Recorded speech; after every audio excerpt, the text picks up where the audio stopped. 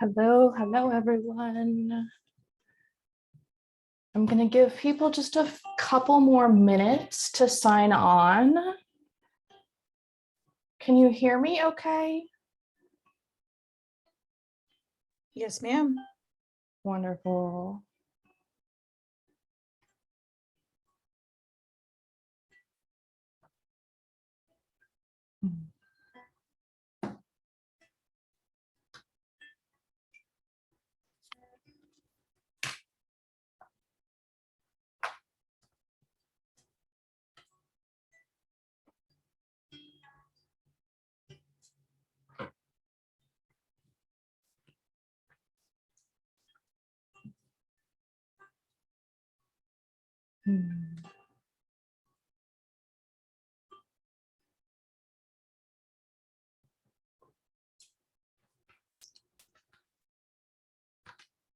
So I'm going to go ahead and share a little privacy warning. The recording of this meeting is going to be shared on my Facebook page.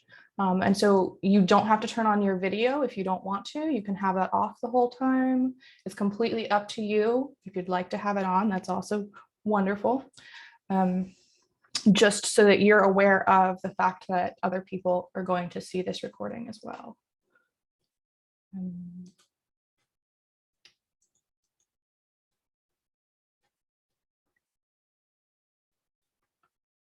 As we get started here, I might be pausing a bit awkwardly as I figure out the Zoom controls for myself, where the buttons are.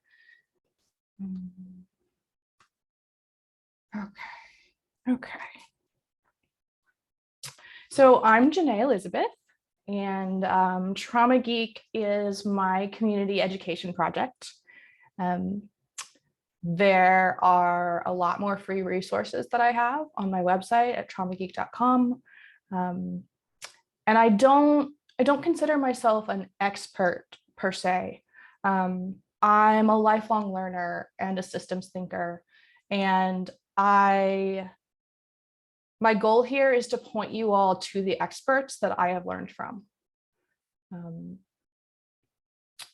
So I'm going to start with I'm going to share a vagus exercise with you all first, and then I'll teach a short lesson about shame and the stress cycle. And then we'll take a short little break after that. And then we'll come back for discussion and question and answer time. So getting into a vagus exercise to begin with, I really like to start workshops this way because it helps me partly to really ground into my body and to regulate my nervous system so that I can share with you all from a more connected place. And it also helps people to be able to learn. When our vagus nerve is active, then our whole brain is online. And so all of the different parts of our brain can talk to each other. And so the vagus exercise that I've decided to share today is one that uses long out breaths to stimulate the vagus nerve.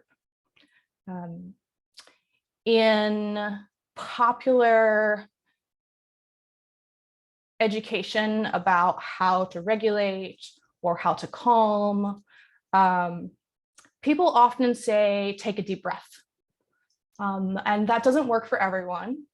And there's a biological or mechanical reason that that doesn't work. That is, when we take a deep breath, a lot of times we take a really big or really full breath. And that big full breath tells our body to activate the sympathetic system, the one that at its highest peak is responsible for fight or flight. So the big breath tells our body to raise our energy rather than to lower it. If we're looking for a way to lower our energy, what we're actually wanting to do with our breath is focus on the out breath and focus on a really big, long out breath. So the in breath, we can almost ignore completely. And then focus on getting a long out breath out. There's a few different ways that I teach people about practicing this. For kids, we can do candle breath, where we practice blowing out the candles on a birthday cake. Or if we're wanting to add some tonality to the exercise, we can add a sigh into the long out breath. So this exercise we can kind of do in 3 different ways. We can just focus on the out breath, or we can pretend that there's a candle or birthday cake in front of us that we're trying to blow out.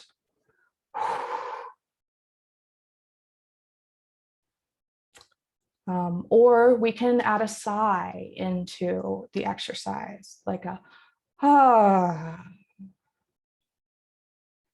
And adding that tonality into the long out breath can also stimulate the vagus through the ears. So I want to invite you all, if you'd like to try this exercise right now with me, I'm just going to take a few seconds to take a few long out breaths, and then we'll move on to the lesson.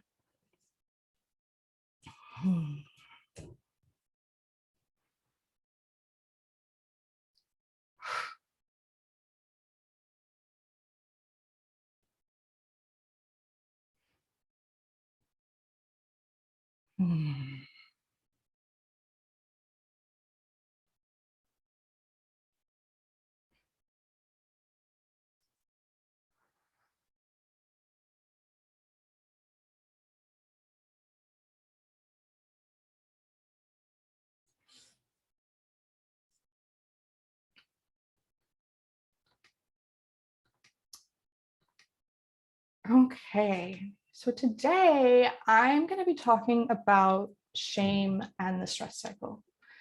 And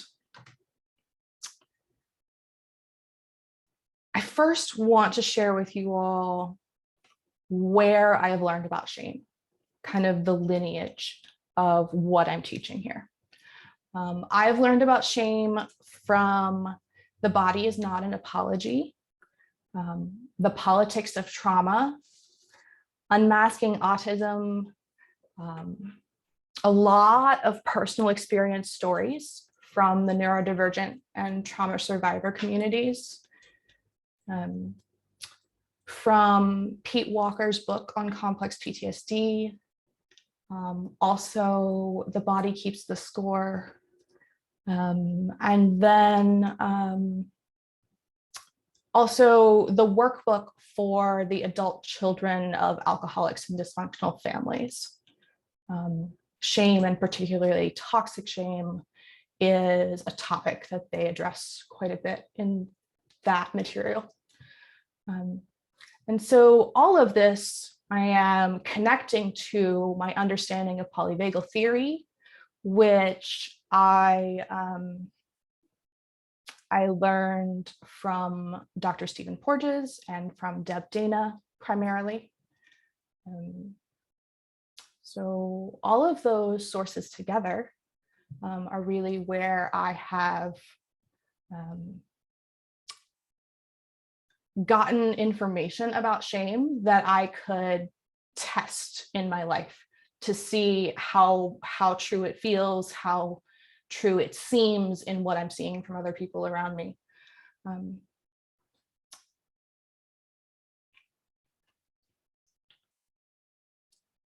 So the main thing that I'm wanting to share today is the concept of shame in the context of the stress cycle. And so I'm going to give you an overview here of the stress cycle, and then we'll talk about where shame fits in it. So I've got a whiteboard here. I'm gonna try to get it where everyone can see. So is this completely backwards for you all? Is it showing up reverse, or can you read it? Okay, great, thank you. So the stress cycle, this is the most simplified version of it that I've been working with lately. And this is just the idea that we flow through these safe to stress responses multiple times in a day. And that's healthy for our systems to go through multiples of these cycles in a day. So we start out being in our safe mode, or in polyvagal terms, the safe and social mode or the ventral vagus. And then a trigger or a danger cue knocks us out of that and into either one of these two responses or both of them at the same time. So we can go into a mobilization response, and our sympathetic system is responsible for that response. Or we can go into an immobilization response, and our dorsal vagus is responsible for that. And we can be in both of them at the same time. Generally, fawning is both of these at the same time. And people can kind of flip-flop back and forth between them. When our body receives enough of a safety cue, it will move out of this phase and back into the safe mode. So this is the stress cycle that our nervous system has evolved to move through as a way to respond to danger or safety in our environment. And so in the context of the stress cycle, shame is kind of an archetype of the great interrupter. That's what I'm going to call it. Stress responses become trauma when they get stuck. So like moving through the stress cycle is healthy, but when we get stuck in that stress cycle, when something happens here to keep us from moving on, or something happens here to keep us from moving on, that's when trauma occurs. When the cycle is interrupted, the body stores the stress response to complete later. So lack of safety is the root cause of trauma in this context. And shame is one of the most unsafe feelings that mammals can hold. And I say mammals, not just humans, because like dogs and cats and horses can experience shame when they live in really negative or abusive environments. So shame can function to just completely interrupt this stress cycle. We experience a trigger or danger, and we move into this part of the cycle as part of our natural response. And then shame says, no, this natural response is bad. We must shut it down. And so we don't get to complete this part of the natural response, and we don't get to move out of it into the safety because of it getting stuck and stored in our body to be processed later.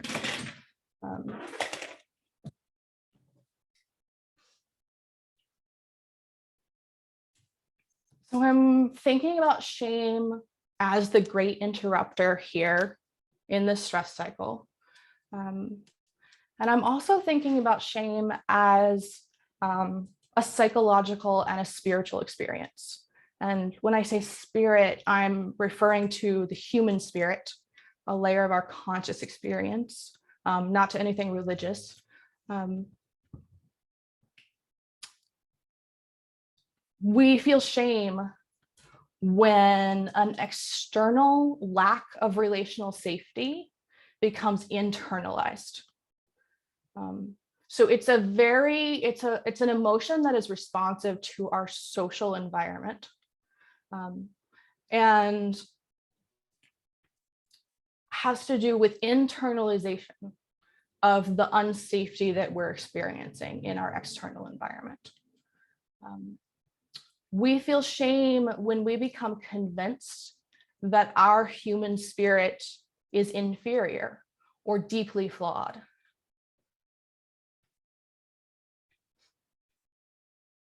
So shame is the lie that our bodies are not good bodies.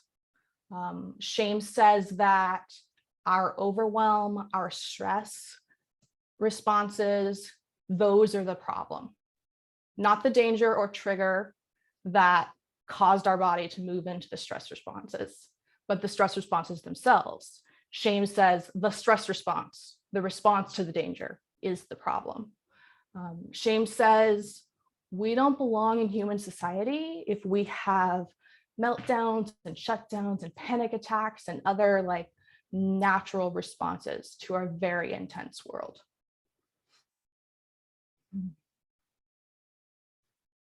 Shame can turn really difficult and painful emotions into really intolerable suffering.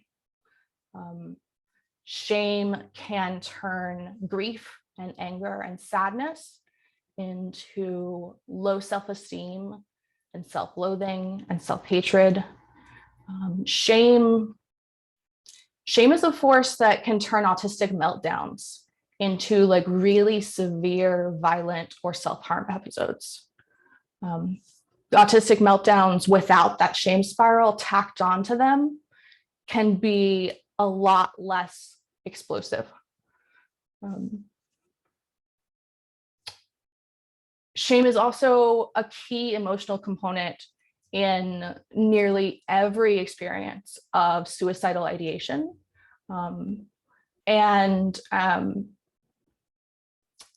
It's something that can kind of like sneak up on people.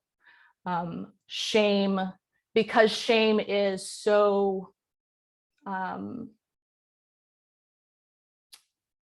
I'll get into in a minute where shame comes from, but because shame is so deeply hardwired into our programming in early childhood, it can kind of just sneak up on us as we're going through our daily life, where we think everything is great, and then like, oh, there's the shame spiral.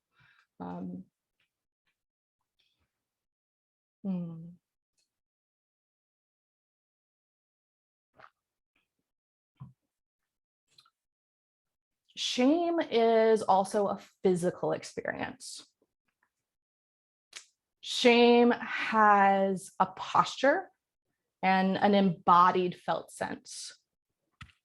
So when we experience shame, often our shoulders curl inward or our head comes down.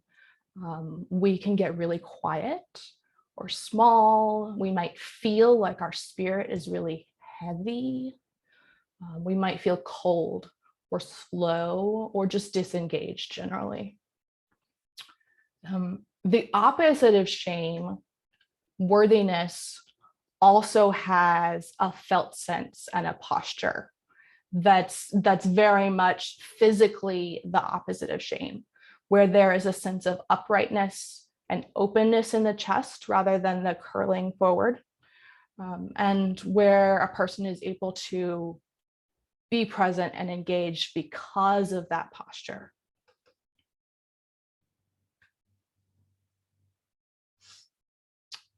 So most emotions can happen in any nervous system state. Shame is an exception. So most emotions, like we can have a safe version of sadness or a safe version of anger, or a safe version of grief. But there really isn't a safe version of shame to experience. The shame is almost always associated with a stress response or a very intense stress response.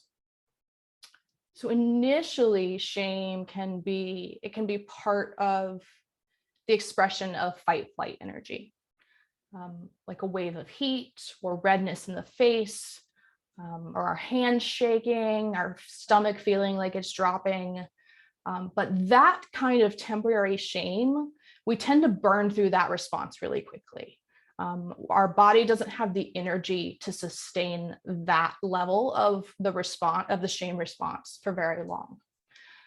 So what we go into after that usually is a chronic shame or toxic shame response that is associated with the dorsal freeze or shutdown, immobilization response. And so that toxic shame or chronic shame, shame that just settles on us like a cloud and doesn't let go for a while, that very much is connected to that dorsal freeze response, and can bring along with it any other symptoms of the dorsal freeze, like depression and low motivation, all the way to more severe mental health symptoms.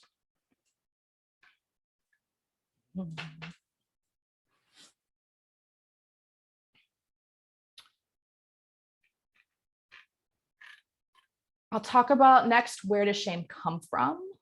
And then to close out the lesson, I'll talk about what we can do about shame. So the evolutionary purpose of shame and the current purpose of shame, or the current use of shame, are two vastly different things.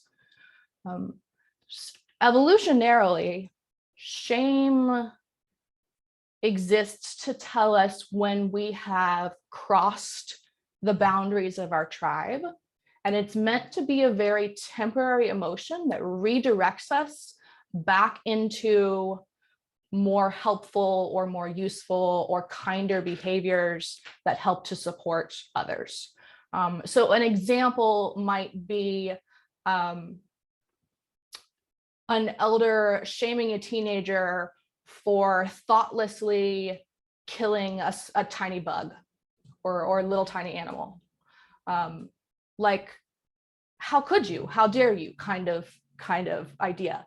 And the idea there is not for the child to internalize that they're a terrible person, but for them to change their behavior. The problem right now is that shame has become a weapon of control in modern society. Shame is being consistently used as a weapon. Evoking shame is one of the major ways that the cultural systems and individuals can control other people.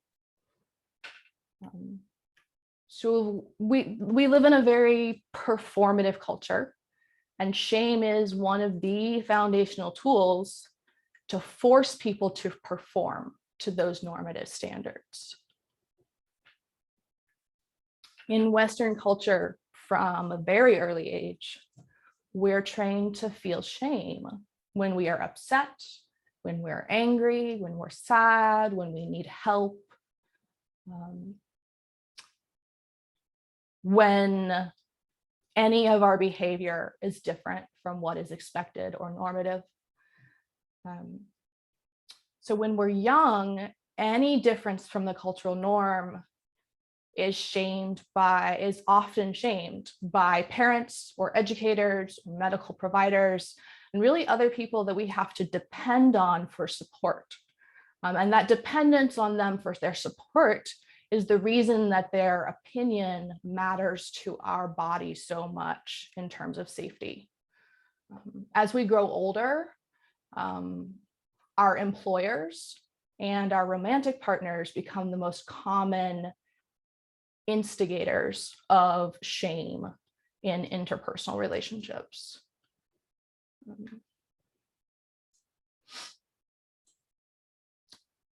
Controlling people and using shame to do that is pervasive on an interpersonal and systemic level right now.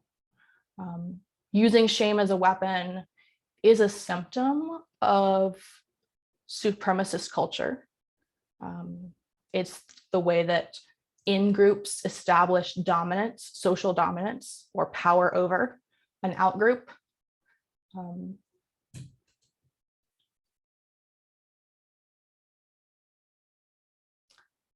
And I think it's key to remember or to realize that we are all born without shame.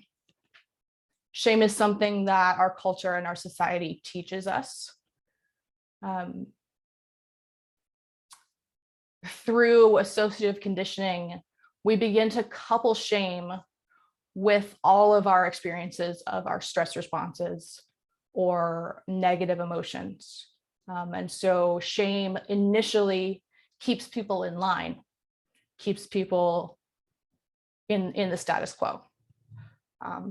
But in the long run, shame causes tons of public health issues. We probably would not have the current mental health epidemic that we have if shame was not so baked into our culture. Not to say that there wouldn't be any mental health struggles, but we would probably have half as many as we do right now if shame was not just constantly a part of how we interact with people from a very early age.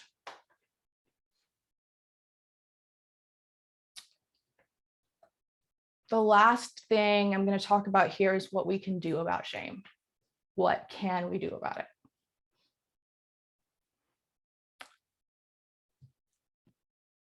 The first thing that we can do is start to notice it.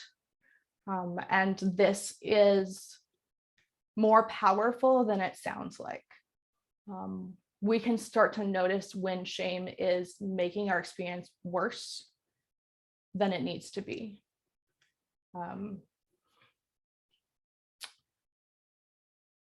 Shame hates to be named. When I tell a friend or a therapist, I'm feeling shame about this thing in particular, just the act of naming it really often starts to take away some of the shame's power. I start to feel less heavy as I share with someone that I am feeling shame about a thing. Now, I'll add the like asterisk here that this only works if I'm sharing it with someone who is safe to share it with, someone who is not going to further shame or punish or isolate me because of the experience. If I'm sharing, I'm feeling shame about this, I'm wanting to share that with a person that I know is going to respond with empathy. And that empathetic response really, really starts to help the shame get smaller and less powerful in my experience.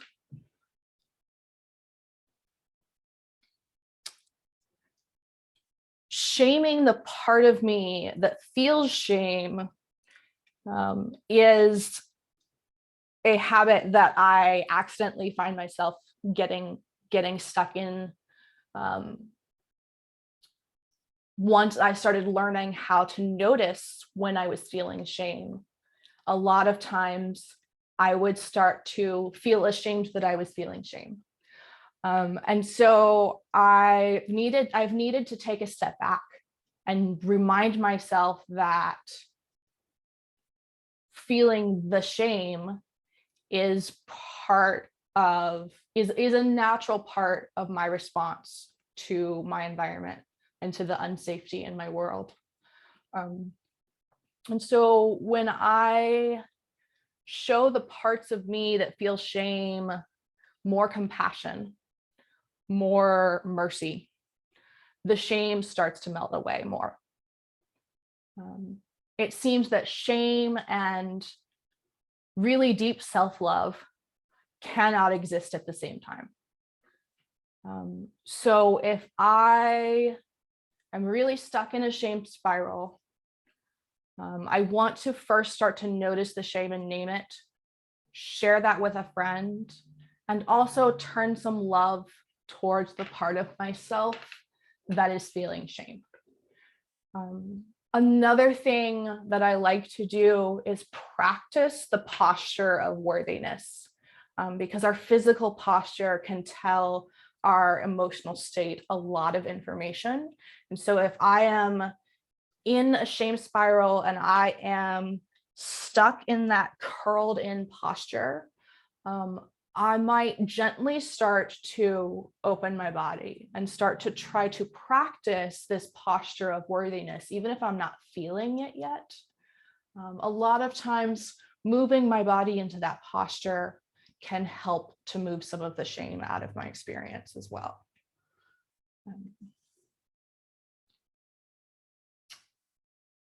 When I don't feel safe enough to love myself and to love on the shame parts of myself, I ask my support people for help, and for reminders, for encouragement, for practical help, because the main thing that helps reduce shame is safety.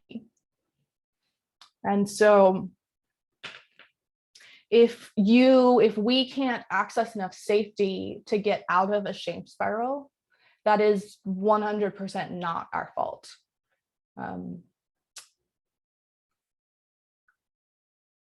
In working with the nervous system and polyvagal theory, and a lot of different trauma modalities, in the last 5-7 years or so, I would say that working with shame is one of the most difficult parts of the process, and that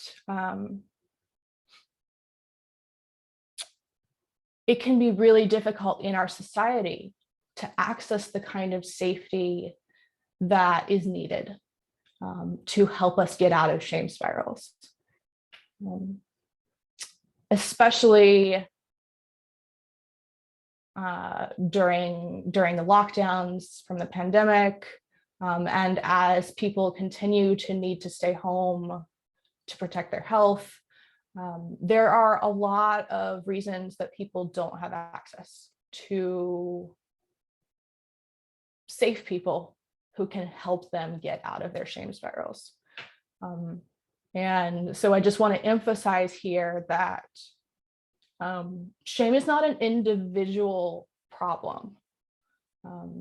It's a social response, and getting out of shame, getting out from under that shame cloud, it's also a social process. It's not something that can easily be done in isolation, or by ourselves. Having other people to validate and confirm our worthiness as human beings, is really important. I mentioned a lot of resources at the beginning, but I again want to emphasize The Body Is Not an Apology by Sonia Renee Taylor. That book really helped me to bring some self-love deeply into my experience, in a way that helps me to cope with shame.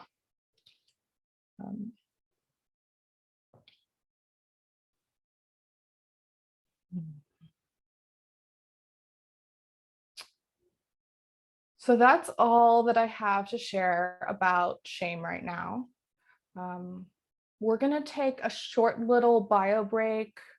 When anyone needs to get a drink or go to the bathroom, we will come back in about 3 minutes for discussion and questions. If any of you all have questions, I'm happy to answer those. Okay, I'll see you all in a minute.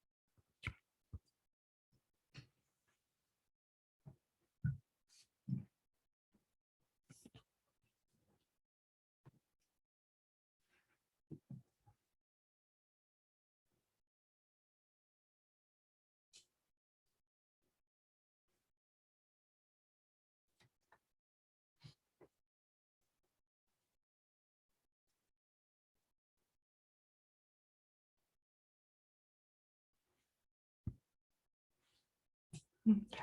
As we come back for discussion, I just want to again remind folks that a recording of this is going to be shared. And so you can think of the privacy settings of this like a public Facebook comment. I want to invite ideas to share about anything that I talked about around shame, or ideas that occurred to you as I was talking, or any questions that you might have about shame or the stress cycle, or the polyvagal connections.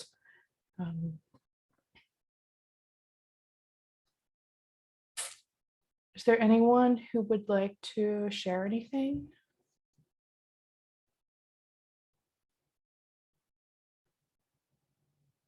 Yeah. Aria.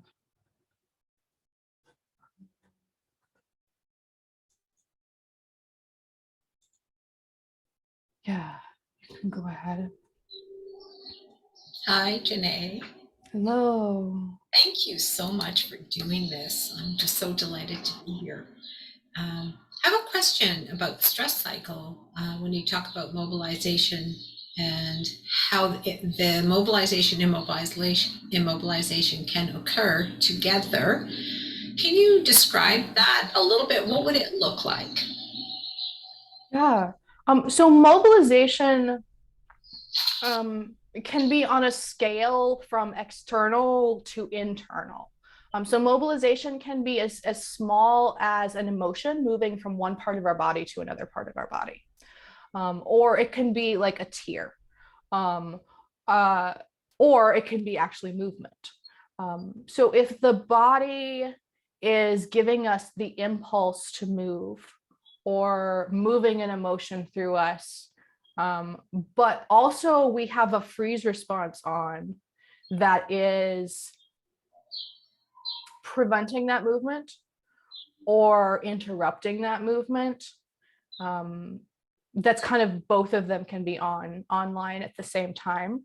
Really often our fawn response is both of these at the same time, where there is a part of us that is performing what is expected of us, and that's the mobilization. And there's also a part of us that is suppressing what we actually want to be doing. And so that's where the immobilization is coming from. Okay, that makes a lot of sense. Thank you. Yeah.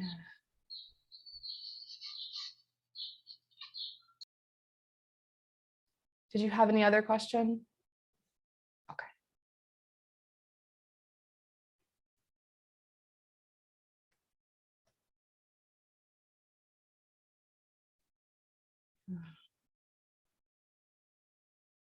Anyone else have a comment or a question they want to share? There's a question in the chat. Oh, thank you.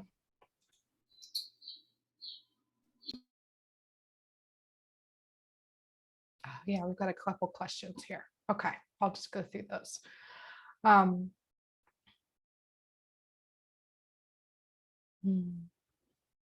can I respond to a child when I realize it might experience shame in a safe way?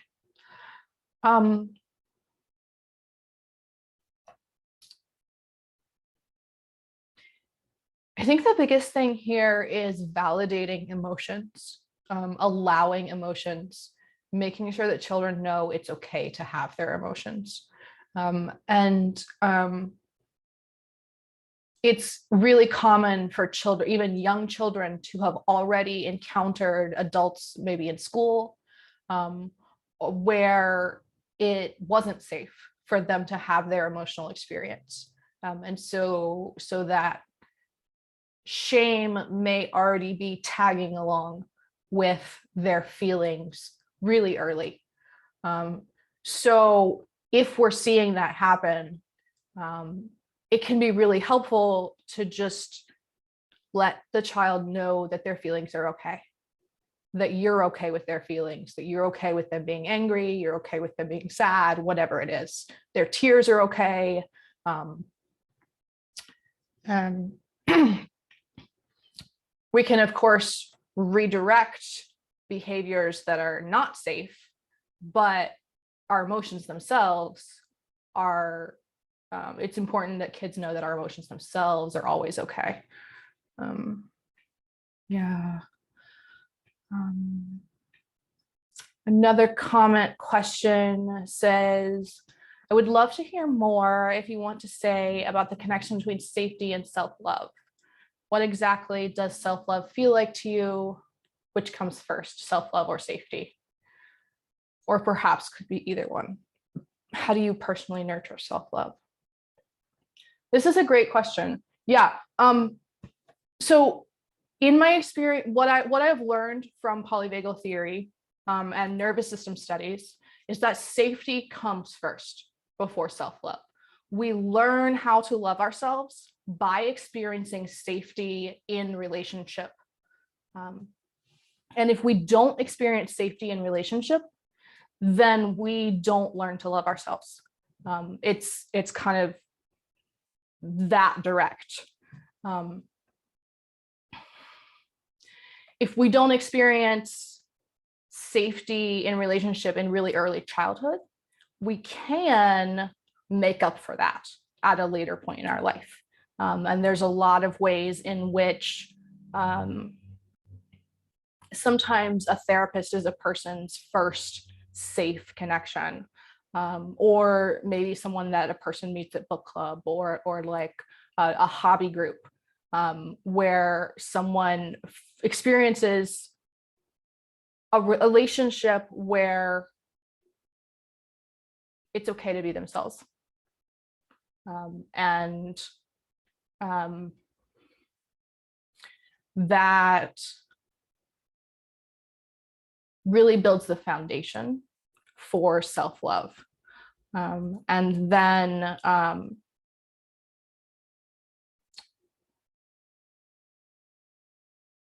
I think of self-love also as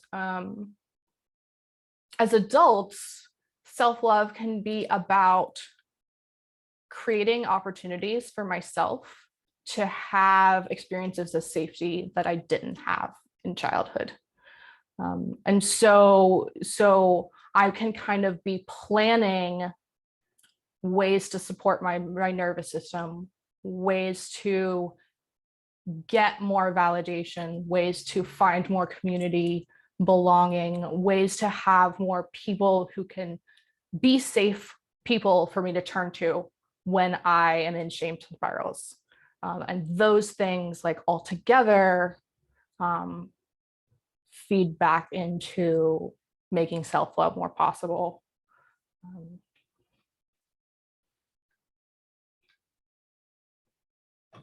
So another question here. You mentioned having compassion for a part of you that is feeling shame. Can you unpack what you mean by part and how do we identify these parts? So the idea of having different parts of ourselves comes from a concept called parts work, where it's kind of a therapeutic modality where people recognize that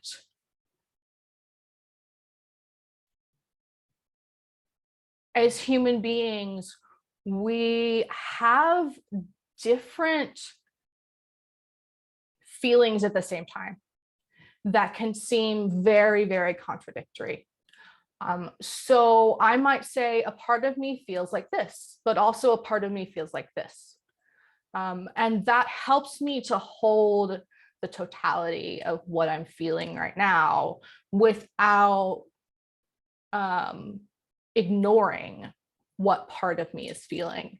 If I'm just going to say, oh, a part of me if I'm going to say, I feel shame, I am saying that like every part of my body and my spirit right now is experiencing shame. But if I say part of me is feeling shame, there's space for part of me that is not feeling shame. And the part of me that is not feeling shame might have space to relate to the part of me that is feeling shame in a positive or a neutral way. This is something that I work through with journaling quite a bit, and with visualization exercises. But the idea is really at the root of it is that like all of us have a multiplicity of parts, and they talk to each other. They all work together. They have different functions. And fragmentation or dissociation or dissociative identities can start to form when these parts become very, very separated from each other. So the more the parts of myself can talk to each other, the healthier I feel.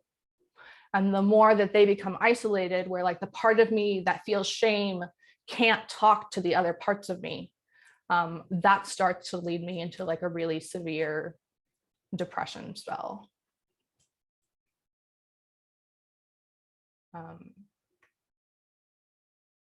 There is a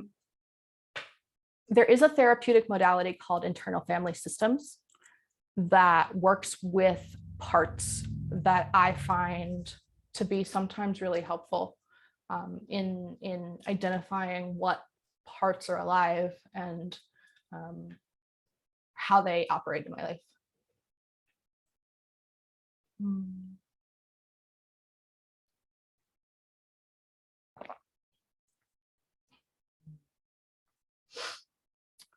Another question here. Can you share more suggestions for responding to traumatized teens stuck in freeze or flight? What might that look like or sound like?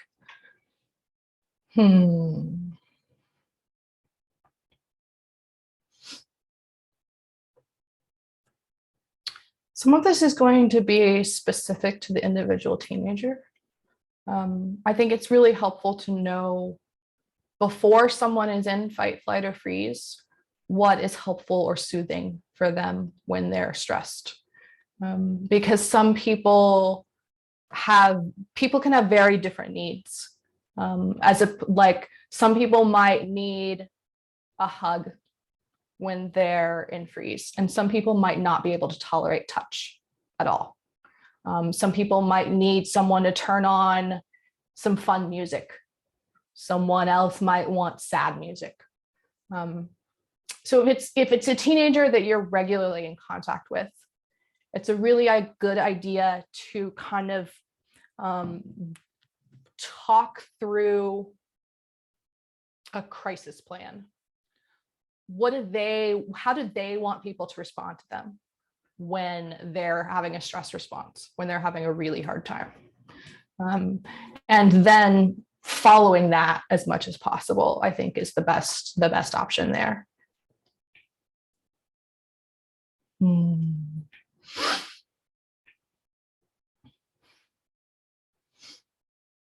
So the next comment here says, I appreciated the definition of shame as external lack of relational safety becomes internalized.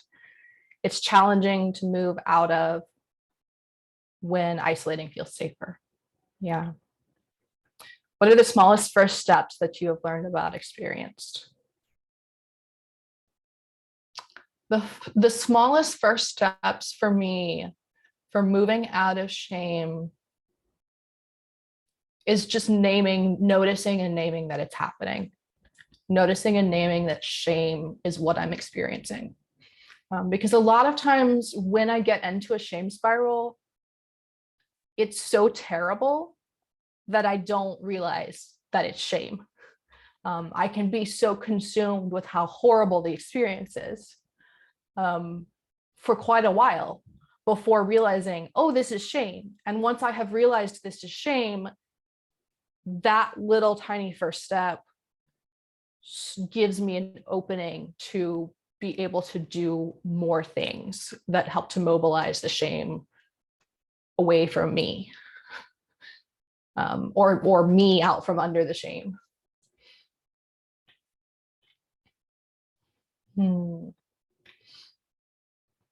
Another question here says, how do you let yourself be vulnerable enough to find safety?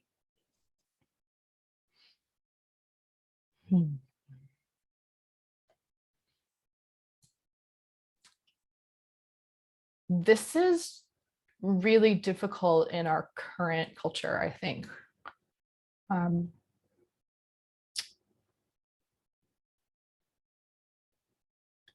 I think that little tiny steps are the way that I have learned how to do this. And just little tiny relational moments that added up to something greater over time.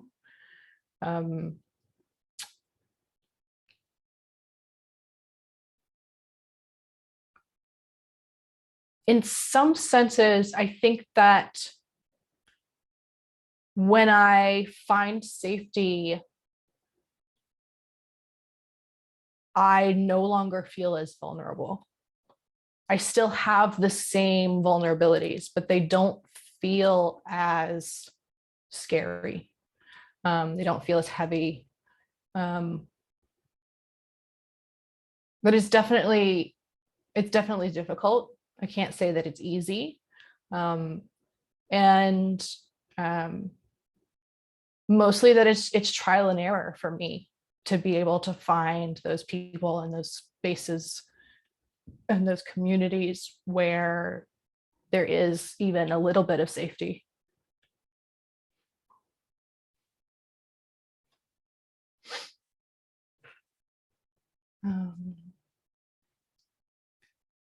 Before I continue with the chat questions, does anyone else want to say something or ask a question on the screen? Or yeah.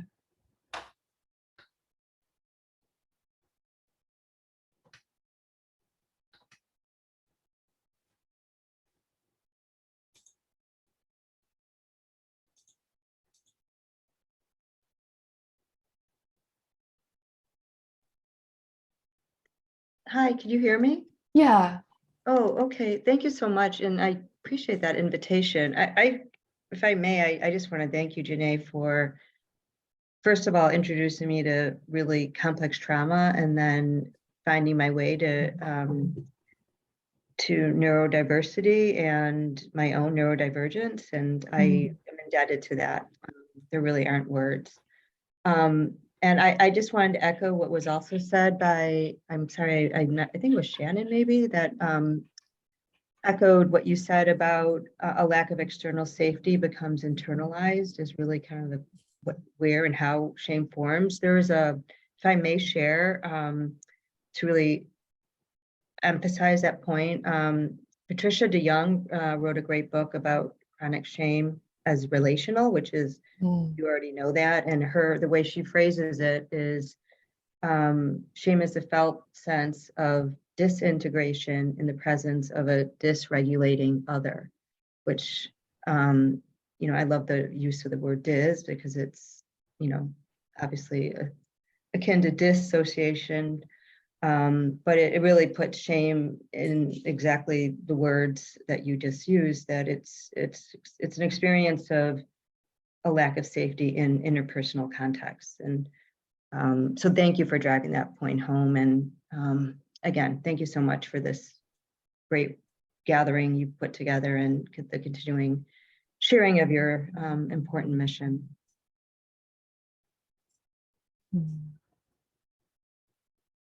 Thank you for sharing.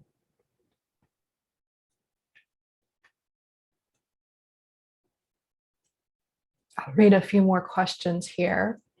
Can you share more about the idea that autistic meltdowns only become violent when there is shame? Yeah. So this is something that I have seen in myself and seen in many other autistic people, and autistic adults and autistic children.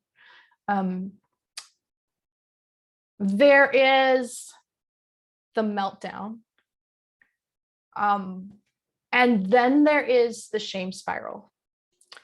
And the diagnostic criteria for autism doesn't differentiate between the two at all.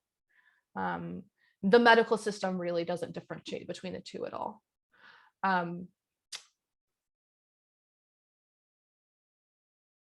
In practical terms, when I'm seeing an autistic person have a shame spiral that's tacked onto the meltdown, there will often be words that they're repeating, maybe like an "I'm sorry" or "I'm bad," or some kind of like self-directed statement about what a terrible person they are because they're having the meltdown. And that idea escalates the meltdown into this really like chaotic place where a person cannot tolerate how they're feeling, because they're already feeling terrible. The meltdown itself, like, that is pain and suffering on its own. But then the shame spiral that comes along with it makes it so that the pain feels like our fault. And so we are blaming ourselves for the meltdown experience while it's happening. And that makes the meltdown like 10 times worse. Because holding that shame and that self-blame at the same time as the really terrible emotions is just this like toxic mess. Our systems cannot cope with that. And so the really severe mental health symptoms like self-harm, like violence, like suicidal ideations, come into play when that shame spiral turns the the physical meltdown into something that is a psychological crisis, that is more of a psychological crisis than the meltdown would have been on its own.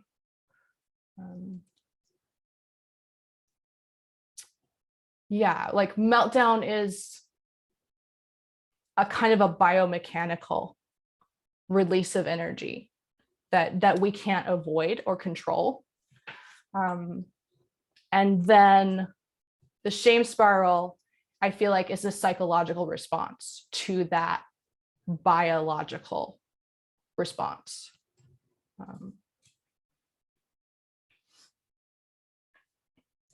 Hope that makes sense. I'm going to go on to the next question here. If possible, could you share how dissociation and compartmentalizing plays a role in managing shame? Yeah.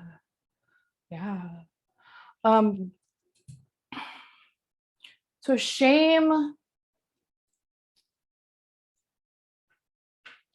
does not always send people into deep, dark depression spells where they isolate from society and stop participating. Sometimes shame, a person just dissociates or disconnects or compartmentalizes from their experiences of shame. So it is, it's kind of a functional version of shame. When a person experiences a lot of shame, but then compartmentalizes it so that they can still do what is socially expected of them without the shame completely forcing a like a shutdown freeze response.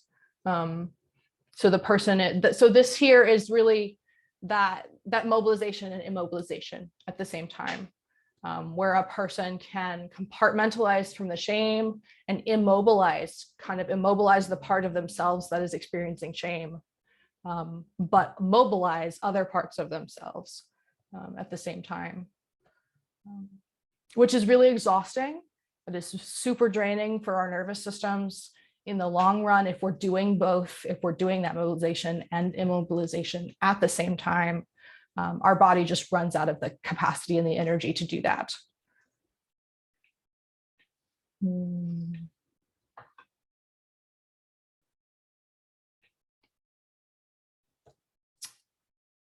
What could you do if somehow deep down you believe the shame, as in you believe you are in fact bad and shameful? How do you combat that belief?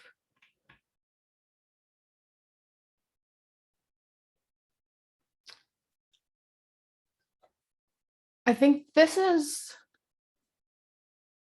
why shame is so difficult and so tricky to work with, because when I'm in the feeling state of shame, I absolutely believe it. And it can be confusing and difficult to go in and out of different states of believing that I am bad and shameful, and other times believing that I'm not. And I think that what helps me to move out of that state where I'm agreeing with the shame is mostly safe relationships with people who also have this experience, who also have experienced shame. And at some point in their life, they have completely agreed with it. And I find when I have relationships with safe people who are empathetic, and they have also experienced a lot of shame, they have believed the stories that shame has lied to them for years and years and years. And I can see that that person now believes something different. That can start to shift something for me. And really just spending time putting myself in situations where I'm going to be validated, and where I'm going to hear responses to my suffering, my pain, my stress responses that are empathetic and that are not increasing the shame spiral, that are not feeding into the idea that I have to live my life in a little tiny box in order to like be good and okay and worthy of love.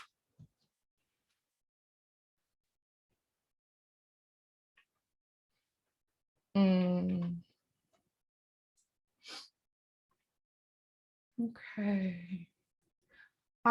Does anyone else have a comment or question they want to add?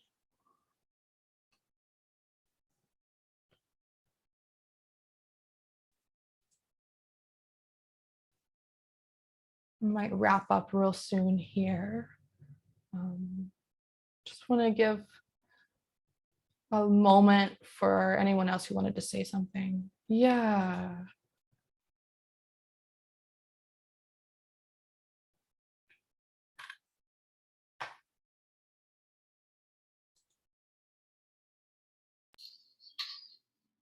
Thank you for that. Yeah.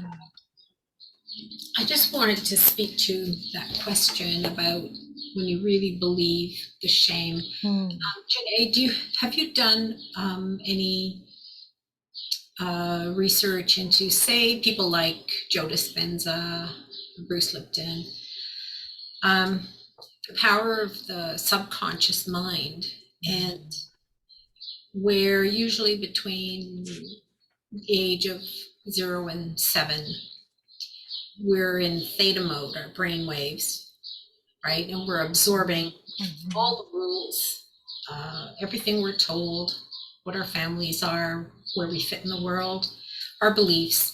And we change into beta and we start running the program. By the time we usually hit the age of 8, we're ballparking all these things. And so I would invite you to explore working with someone who accesses the subconscious and allows you to revisit the belief systems put into place when you were very, very young. And it allows you to change those, and it would potentially allow you to release the shame and start to frame yourself differently. Then you can start actually living from a new program. It literally, I'm using almost computer language, but I speak to this because I did that myself. And it was, I was 58 when I tried this. It sounded too good to be true. And the experience was absolutely earth-shatteringly life-changing in terms of releasing me from an entire belief system that had been programmed into me from the moment I was conceived, to being able to let it go and embrace a different belief about myself. And then that allowed me to release so many other aspects. Now, your work has allowed me to learn more about my own neurodivergence, my adult child, who's also extremely neurodivergent, and just embracing all of that. So I did want to share, it's not hopeless. If you have this, there are ways to go back into it and actually change those early beliefs that were formed.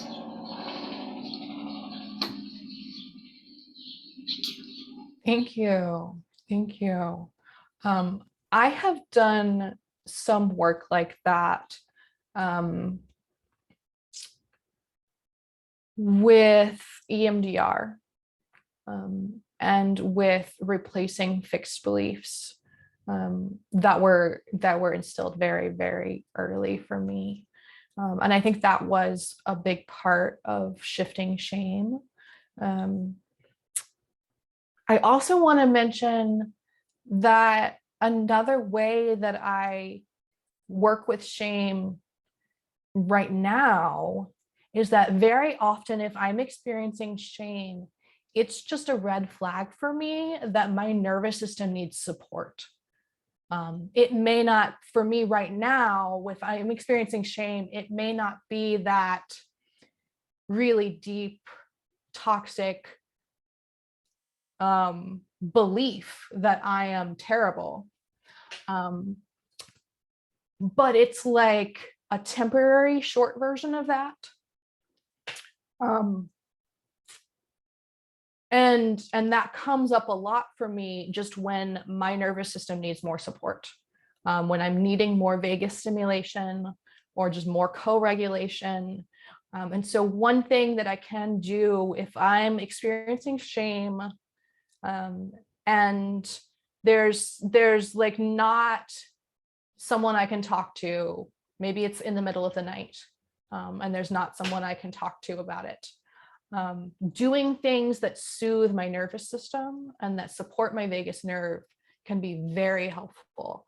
So like maybe turning on binaural beats or turning on some other kind of music that's really soothing for me, getting a hot cup of tea, starting to treat myself as if I am lovable, can start to soothe my system enough to help me move out of shame. Because right now, sometimes shame is just a symptom that I'm in my freeze response. And that there's often something that I can do about being in that freeze response right now at this point in my journey.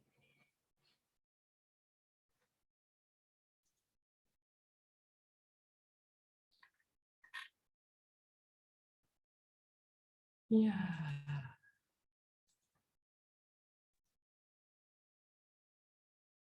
Hi.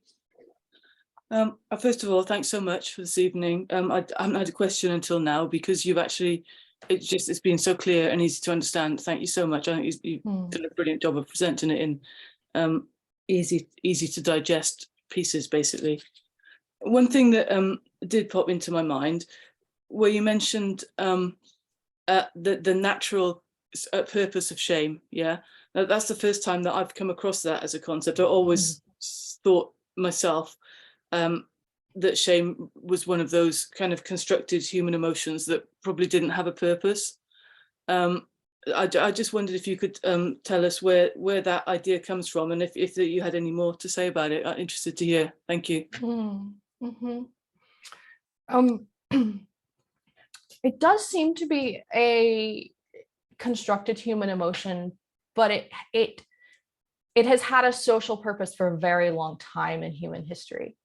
And that social purpose used to be different than it is now. I think that originally the social purpose of shame, and I'm basing this off of some readings, and I'm going to have to look up the specific source because I don't remember exactly where I was reading about this. But it was about hunter-gatherer cultures, and about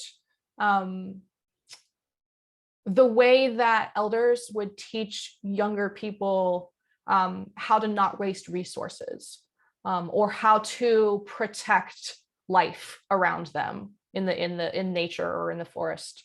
And sometimes, in order to teach this like sense of intentionally guilting someone for what they've done comes up. And I think that was initially a healthy use of shame, and can still be a healthy use of shame. And some cultures, I think that some cultures today have a healthier use of shame than our Western supremacist culture has. There can be, I think a flavor of shame that is sort of, it's just a reminder of things like life is precious and water is precious and food is important to protect, and things like shaming behaviors that would hurt life, or that would waste resources, that would waste food or clean water.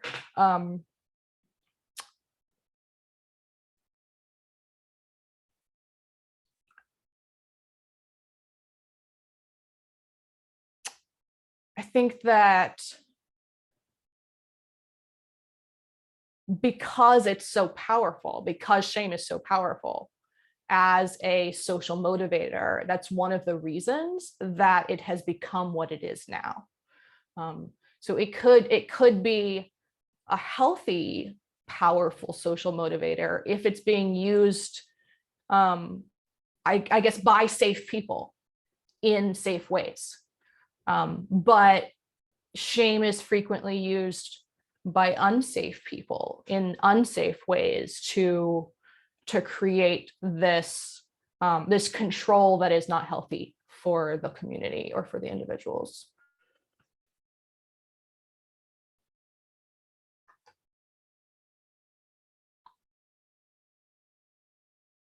Yeah. I think there's one more person that had, okay, let's see. Another question. Do you want to Hi, say I something? just wanted to thank you for the new item rather than like a potential message. I thought that was really, really helpful. So thank you. So are you cut out there? I missed part of what you said. So sorry. I just wanted to express appreciation for your nuanced explanation of like looking at shame as a message about what your nervous system needs rather than like something larger. That was really, really helpful. Thank you. Mm. Yeah, yeah.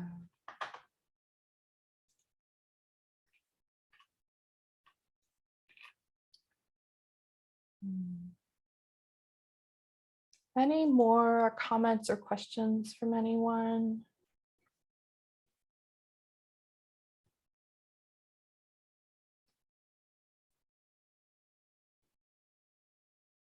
Okay. Yeah. Well, thank you all for being here. Thanks for showing up with me. This was my first time teaching to a large group on a screen. So I'm very excited that this has gone pretty smoothly. Yeah, thank you all for being here with me. And I'm looking forward to some more discussion being spurred by sharing this online later.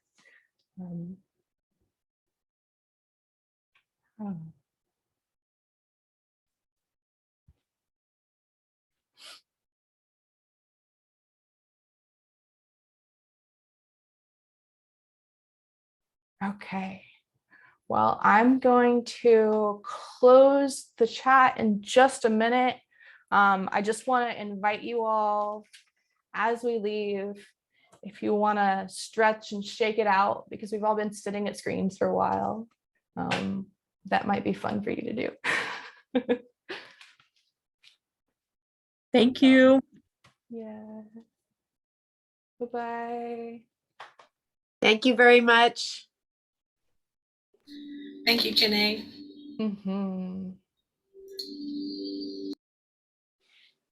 Good evening. Bye, y'all.